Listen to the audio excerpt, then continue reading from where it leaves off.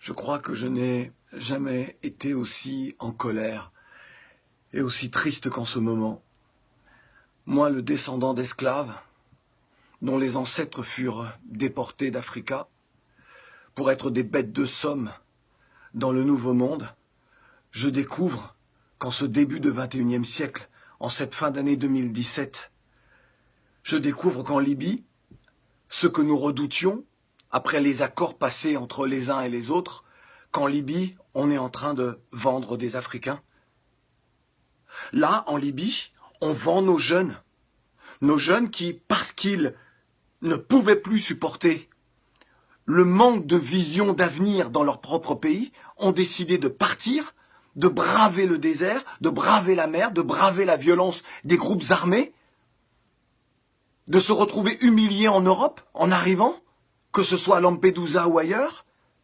Là, aujourd'hui, avec les accords passés entre la Libye et l'Union européenne, la France et d'autres pays, avec les États africains qui ferment les yeux, qui ne font rien, mais alors rien, pour aider cette jeunesse. Dire que nos jeunes ne peuvent plus partir. Ils font un sommet extraordinaire, il faut réfléchir.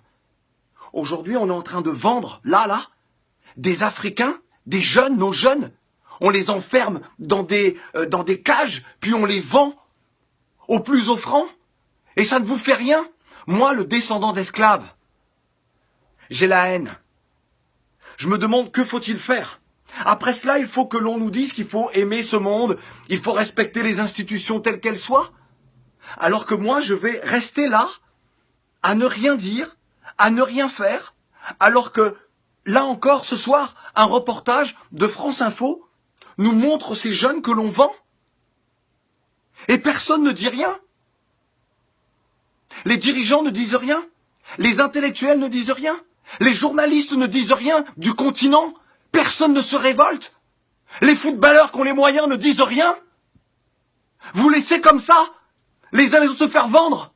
Qu'est-ce que les descendants d'esclaves comme moi peuvent penser, doivent penser? C'est donc ce qui s'est passé avec nos ancêtres il y a plusieurs siècles. On ferme les yeux. Vous ne comprenez pas ce qui se joue. C'est l'avenir d'une part de l'humanité. C'est l'avenir de toute l'humanité. Lorsque des êtres humains sont capables de vendre d'autres êtres humains, c'est qu'ils s'empoisonnent eux-mêmes. Ils se privent de l'humanité. Lorsque des personnes ferment les yeux sur cela, ils se privent de cette humanité. Ils rusent avec des principes d'égalité, des principes d'honnêteté, de respect de l'autre, de démocratie. Quelle démocratie? Et celles et ceux qui subissent ça ne sont donc plus des êtres humains? C'est ça que vous acceptez aujourd'hui? Vous voulez quoi? Jusqu'où devons-nous aller pour nous faire entendre? Et là, je m'adresse aux dirigeants africains. Levez-vous, faites quelque chose. Vous voulez quoi? Que je vous supplie?